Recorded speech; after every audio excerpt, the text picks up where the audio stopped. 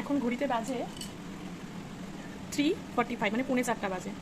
আর আমার অবস্থা দেখো, পুজোর আগে, পুজোর জামা কাপড় হওয়ার আগে আমার শাশুড়ি মা সবার আগে মনে পড়ে ঘর ঝাড়া।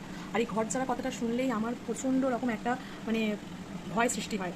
এতগুলো ঘর আপাত দৃষ্টিতে দেখলে পরে মনে হয় যে একদম পরিষ্কার, কিন্তু ভেতরে যে এত নোংরা কোথা থেকে আসে সেটাই বুঝতে পারি না। যদিও একটা লোককে আজকে আমরা ডেকে এনেছি, তবুও তার সাথে সাথে তো থাকতেই হচ্ছে, কারণ ঘরের ভিতরে জিনিস কোথায় কী রাখবো সেটা তো আমি ডিসাইড করবো না। তো ভেবেছিলাম আমাদের রান্নাঘর নিয়ে টোটাল 1 2 3 5টা ঘর ভেবেছিলাম একদিনে না হলেও মানে অন্তত তোমাকে মোটামুটি হয়ে যাবে একদিনে। বিশ্বাস করে এখন উনি চলে যাবে, মোটে একটা ঘর হয়েছে, আরেকটা ঘর মোটে ধরা হয়েছে, তার যাওয়ার টাইম কিন্তু এখন হয়ে গেছে। তাহলে বুঝতে পারলে একটা ঘর নাকি 10টা থেকে 4টা পর্যন্ত হয়েছে। কী হারে নোংরা! তাহলে আমরা কি এত নোংরা? এবার দেখো, আমি তোমাদের দেখাচ্ছি যে কী কী বেরিয়েছে ওখান থেকে। ভাবলাম যে ওই ঘরটা করে আমার ঘরটা করা হবে, সেজন্য আমি আমার ঘরের জিনিসগুলো সব এই ঘরে নিয়ে এসেছি। এই যে এই ঘরে নিয়ে এসেছি। তারপর ভাবলাম না, আমার ঘরের থেকে নোংরাটা বেশি হচ্ছে রান্নাঘর, তাই রান্নাঘরের সমস্ত জিনিস আবার এখানে নিয়ে চলে এসেছি।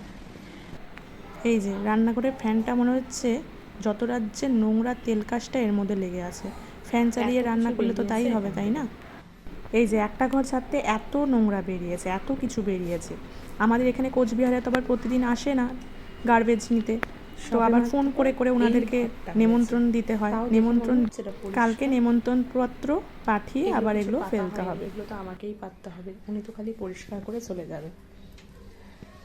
এই যে বইয়ের র্যাকটাতেই অজস্র বই ছিল, এটাই গুছিয়ে গুছিয়ে রাখলাম। আর বইগুলো দেখে দেখে কাজ করছিলাম, আর বইগুলো খুলে খুলে দেখছিলাম, সেগুলো যদি একটু পড়তাম তাহলে একটু ভালো পরীক্ষা হতো। রিসেন্ট কোন পরীক্ষা হচ্ছে তোমরা অবশ্যই জানো। তো এটা ভেবেছিলাম টপগুলো সুন্দর করে বলবো, আর এখানে এত বৃষ্টি হচ্ছে। 10টার সময় উনি এসেছে, আর কি বলবো, কখন বলবো, উনি তো রেস্টও করছে না। মানে কি যে করবো সেটা বুঝতে পারছি না। এত কোন কাজটা আগে বলবো কোন কাজটা পরে বলবো কিছুই বুঝতে পারছি না। এই যে টাঙ্গা করে রেখে দিয়েছে, এটা কে সরাবে? আমার মতন রোগা শরীরে এটা পারবে? তুমি বলো তো।